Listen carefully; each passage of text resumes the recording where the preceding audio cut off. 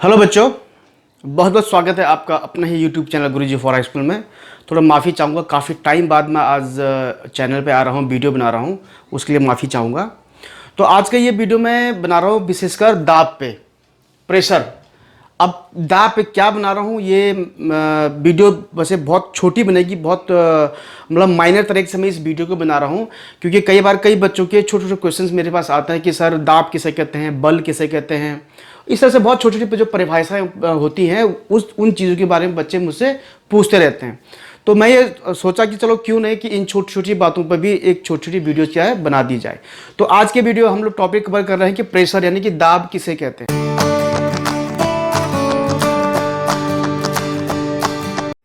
देखो बच्चों, कोई भी परिभाषा जो होती है फिजिक्स में या मैथमेटिक्स में, कहीं भी कोई भी परिभाषा अगर आप उसको जानने की कोशिश कर रहे हैं, समझने की कोशिश कर रहे हैं, तो ध्यान रखना हमेशा कोई भी परिभाषा या किसी भी राशि को अगर हम लोग डिफाइन करने की कोशिश करते हैं, समझने की कोशिश करते हैं, तो ये ध्यान रखना हमेशा प्रति एकांक इकाई पर ही हम उसको क्या करते हैं, नोटिस करते हैं, या प्रति एकांक इकाई पर ही हम उसको क्या करते हैं, समझने की कोशिश करते हैं।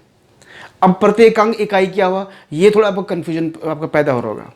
इस प्रत्येकांक इकाई को समझाने के लिए मैं एक आपको छोटा सा एग्जाम्पल मैं समझाता हूं कि देखो, जब हम बाजार में जाते हैं, कोई चीज़ हम लोग खरीदते हैं, अब चीनी खरीदो, आलू खरीदो, प्याज खरीदो, चावल, आटा, कुछ भी आप खरीदो, जो सामान डेली रोज़मर्रा की चीज़ें होती हैं, सेब, फल वगैरह कुछ भी खरीदो, तो आप क्या करते हो, जो हम लोग, मैं आपको एक चीज़ बता रहा हूँ कि उस चीज़ की, जो चीज़ हम खरीदने जा रहे हैं, पर्टिकुलर कोई भी चीज़ है, तो उस चीज़ की प्रति एकांक इकाई के लिए ध्यान रखिएगा, उस चीज़ की या उस वस्तु की प्रति एकांक इकाई के लिए हम जो पैसा पे करते हैं, हम जो रुपये आगे उस दुकानदार को पे करते हैं, भुगतान करते हैं, उस पैसे को, उस प्रति एकांक इकाई की क्या कहते हैं, कीमत कहते हैं, यानी कि मूल्य कहते हैं।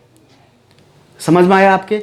कैसे? जैसे सपोज आप सेब खरीदने, एप्पल खरीदने आप मार्केट में जाते हो, तो आप पूछते हो कि सर, वो दुकानदार के पूछते हैं कि लाला जी क्या भाव है सेब, तो भाव जो आप पूछते हो तो बोलता कि 200 रुपये किलो सपोज, तो 200 रुपये किलो। यहाँ पर देखा आपने क्या लिखा, क्या बोला उसने, 200 रुपये किलो। तो इसका मतलब है कि पर केजी का दाम कितना हो गया, 200 रुपये है। पर केजी का दाम क्या हो गया, 200 रुपये। तो इसका मतलब कि अगर हम कीमत की परिभाषा करें या मूल्य की परिभाषा करें, तो मूल्य की परिभाषा क्या जाएगी कि बाजार में प्रति एकांक इकाई, अब इकाई में पर केजी भी हो सकता है और पर ग्राम भी हो सकता है, पर मिलीग्राम भी हो सकता है, पर लीटर भी हो सकता है ना। तो ये अलग अलग चीजें हैं, तो इसलिए उसको किलोग्राम, लीटर, मीटर ना बोल करके उसको प्रति एकांक इकाई बोल दिया गया। तो प्रति एकांक इकाई के लिए हम जो पैसा हम लोग भुगतान करते हैं, जिस पैसे का हम भुगतान करते हैं या जो पैसा हम पे करते हैं, उसे हम क्या बोलते हैं, उस वस्तु की या उस चीज की क्या बोलते हैं, कीमत कहते हैं। यानी प्रति एकांक इकाई पर ही तो हमने नोटिस किया इस चीज को। प्रति यानी कि कीमत की परिभाषा यह है कि प्रति एकांक इकाई पर हम जो भुगतान करते हैं पैसे का, उसे हम उस वस्तु क्या बोलते हैं, कीमत कहते हैं, मूल्य कहते हैं। ठीक है, तो ठीक इसी प्रकार क्या है कि हम दाब की बात करें, तो दाब की बात अगर हम करें तो दाब, प्रेशर, आपने नाम सुना होगा प्रेशर का, दाब इंग्लिश में प्रेशर कहते हैं। तो प्रेशर को हम, सिंपल सी बात है कि प्रति एकांक, ध्यान सुनिएगा आप, कि प्रति एकांक क्षेत्रफल पर लगने वाला जो अभिलंबवत बल होता है, ध्यान सुनिएगा, प्रति एकांक क्षेत्रफल पर लगने वाला जो अभिलंबवत बल होता है, उसे ही हम क्या कहते हैं, दाब कहते हैं या प्रेशर कहते हैं। अब प्रति एकांक क्षेत्रफल, अब सपोज मान लो जैसे बना ये कोई वस्तु है, ठीक है, ये कोई भी चीज, कोई टुकड़ा किसी चीज का, तो इसका प्रति एकांक क्षेत्रफल यानी कि पर वर्ग मीटर, यानी कि 1 वर्ग मीटर क्या हो गया, पर वर्ग मीटर हो गया।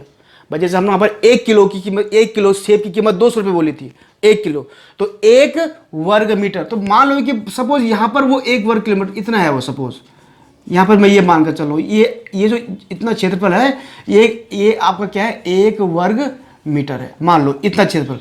तो ये प्रति एकांक 1 वर्ग मीटर है। तो इस प्रति एकांक क्षेत्रफल पर जो अभिलंबवत बल कार्य करता है, चाहे वो इधर से करे या इधर से करे, ऊपर से नीचे, कहीं से भी करे, जो अभिलंबवत बल कार्य करता है, सपोज ये एफ बल पर कार्य करता है, तो इसी अभिलंबवत बल को हम उस कंडीशन में क्या बोलते हैं, दाब कहते हैं, यानी कि प्रेशर कहते हैं। अब आप ये लोग आप समझ गए होंगे कि प्रेशर भी एक प्रकार का क्या होता है, बल ही होता है, फोर्स ही होता है। प्रेशर भी क्या होता है, एक प्रकार का बल होता है, फोर्स होता है।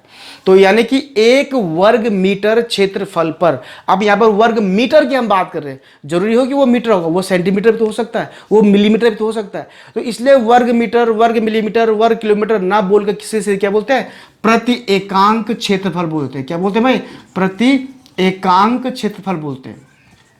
बात खत्म। इस प्रति एकांक क्षेत्रफल में सब कुछ आ गया, मीटर, किलोमीटर, मिलीमीटर, सेंटीमीटर, सब कुछ आ गया इसमें। तो प्रति एकांक क्षेत्रफल पर लगने वाला जो बल होता है उसे हम क्या बोलते हैं, दाब कहते हैं, दबाव कहते हैं, या प्रेशर कहते हैं। ठीक है, अब इसका फॉर्मूला क्या बन जाएगा, सिंपल सी बात है, प्रति एकांक क्षेत्रफल पर। तो देखो प्रति एकांक क्षेत्रफल यानी कि प्रति एकांक क्षेत्रफल हो गया, ये प्रति हो गया, या इसको ऐसा ना करके आप, कई बच्चे प्रति को ऐसे बोलते हैं, ये प्रति हो गया। तो प्रति एकांक क्षेत्रफल ये हो गया, ऐसा करके प्रति एकांक क्षेत्रफल पर लगने वाला बल ये हो गया, यानी कि बल बटे क्षेत्रफल, इसी को हम क्या बोलते हैं, प्रेशर बोलते हैं, पी। तो इसका मतलब P इक्वल टू हो गया F upon A, P equal to F upon A, प्रति एकांक क्षेत्रफल पर लगने वाला बल। और इसका मात्रक बन जाएगा, F का मात्रक आपको पता क्या होता है, न्यूटन होता है, और ए क्षेत्रफल का क्या हो गया, वर्ग मीटर हो गया, ये क्योंकि SI प्रणाली में होता है ना।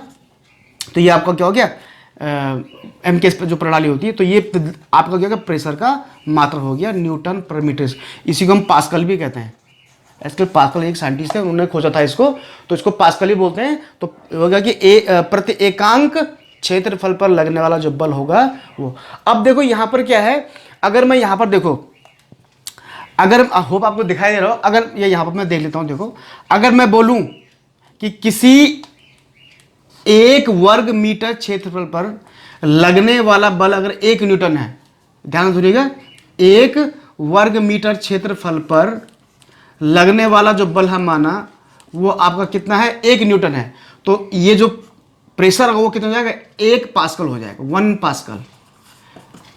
वो प्रेशर कितना हो जाएगा, 1 पास्कल, यानी कि 1 पास्कल हो जाएगा। तो ये वो तो खैर आपको पता है, यहाँ पर 1 रखेंगे तो 1/1 1 ही आएगा, तो कोई बहुत बड़ी बात नहीं है। तो 1/1 1 न्यूटन बटे 1 वर्ग metre square equal to 1 pascal, यानी कि प्रति एकांक क्षेत्रफल पर, ध्यान दूंगी, प्रति एकांक क्षेत्रफल पर यदि 1 न्यूटन बल लगता है तो उस पूरे प्रेशर की माप कितनी होती है, उस पूरे दबाव की माप क्या होती है, 1 पास्कल होती है, 1 पास्कल होती है। ठीक है, तो एक छोटी सी वीडियो है ये कि प्रेशर यानी कि दाब किसे कहते हैं। इसी तरह से हम अन्य परिभाषा भी आप निकालें कहीं तो प्रति एकांक क्षेत्रफल या प्रति एकांक इकाई पर जो भी चीज लागू होती है वही उसकी परिभाषा बन जाती है। ये आप ध्यान रखिएगा फिजिक्स में। तो ये सभी के लिए मेरे ख्याल से फायदेमंद होगा, चाहे वो बच्चा 9th में पढ़ रहा है, 10th में पढ़ रहा है, 11th या 12th में पढ़ रहा है, या जिसको भी शायद कुछ कन्फ्यूजन हो कि भाई परिभाषाएं कैसे बनाई जाती हैं, कैसे निकाली जाती हैं, तो वो यहाँ से उनका डाउट क्या हो सकता है, क्लियर हो सकता है। तो मैं उम्मीद करता हूँ कि आपको समझ में आ गया होगा कि प्रेशर यानी कि दाब की परिभाषा क्या होती है, प्रत्येकांक क्षेत्रफल पर लगने वाला बल ही क्या कहलाता है, दाब कहलाता है। तो बच्चों ये एक बहुत छोटी सी वीडियो सोचा कि चलो आप लोगों के साथ मैं साझा कर दूं, शेयर कर लूं, क्योंकि बच्चे काफ़ी व्हाट्सएप पे मुझे क्वेश्चन पूछते रहते हैं। और एक चीज़ और है, बच्चे ना ऑल ओवर इंडिया से बहुत सारे बच्चे क्वेश्चन पूछ लेते हैं, व्हाट्सएप क्वेश्चन करते हैं। तो मुझे हर बच्चे का क्वेश्चन का जवाब देना थोड़ा सा टफ पड़ रहा है, क्योंकि एक दिन में कम से कम नहीं भी आता तो कम 150 से लेकर के 200, कम से कम ही बात कर रहा हूँ, 150 से लेकर के 200 बच्चों को मेरे क्वेश्चंस आते हैं। तो हर किसी का जवाब देने में बहुत मुश्किल होता है। मैं कोशिश करता हूँ कि मैं उनको व्हाट्सएप पर ही जवाब दे दूँ, और हर किसी का वीडियो बनाना भी थोड़ा मुश्किल है। तो इसके लिए मैं सोच रहा हूँ कि अलग से एक ज्वाइनिंग क्लासेस में स्टार्ट करूँगा कि जिसमें बच्चे ज्वाइन कर सकें और उनको बच्चों को मैं डायरेक्टली लाइव पढ़ा सकूँ। खैर ये बात की बात है, वो तो मैं आपको बता दूंगा। तो चलिए आज के लिए बच्चों इतना ही है कि प्रेशर क्या होता है। आप समझ गए होंगे कि प्रेशर की परिभाषा आप समझ गए होंगे। तो अगर कोई डाउट है तो आप अभी मुझे कमेंट बॉक्स में नीचे कमेंट कर सकते हैं, और चाहे तो मुझे व्हाट्सएप पे भी कमेंट करके पूछ सकते हैं। मैं पूरी कोशिश करूंगा कि मैं प्रत्येक बच्चे का जवाब दूं। कई बार छूट जाते हैं क्योंकि बहुत सारे काम दाएं बाएं भी बहुत सारे काम पड़ जाते हैं, तो छूट जाता है कई बार। पर एनीवे मेरी कोशिश ये रहेगी कि मैं प्रत्येक बच्चे का जवाब देने की पूरी कोशिश करूँ। ठीक है बच्चों, तो बंद करने से पहले आपसे मेरी रिक्वेस्ट है कि जिन बच्चों ने भी चैनल सब्सक्राइब नहीं किया वो प्लीज़ सब्सक्राइब कर दें, और सब्सक्राइब करने के बाद बेल आइकन को ऑल पे जरूर क्लिक कर दें, जैसे सामने आपका ये तीर का निशान बता रहा है। ऐसा करने पर वीडियो की नोटिफिकेशन आप तक तुरंत पहुंच जाएगी। तो जल्दी आऊँगा एक नए वीडियो में, एक नए क्वेश्चन के साथ और एक नए नॉलेज के साथ, नए ज्ञान के साथ। तब तक मुझे अनुमति दीजिए। धन्यवाद।